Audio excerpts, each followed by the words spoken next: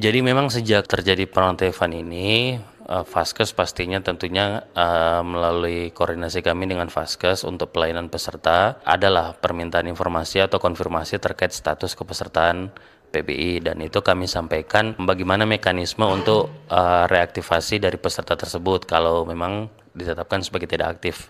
Yang pasti penjaminan di rumah sakit atau di Vaskes itu tetap melihat dari status keaktifan dari peserta itu. Ketika dia tidak aktif, peserta bisa melaporkan untuk permintaan reaktivasi khususnya bagi peserta PBI yang nonaktif di 1 Februari ini. Yang tadi Bapak bilang sejumlah 11 juta secara nasional. Untuk 50.181 itu baru di wilayah BPJS Manado di 6 kabupaten, sedangkan untuk seprovinsi Sulawesi Utara itu totalnya 96.783 jiwa.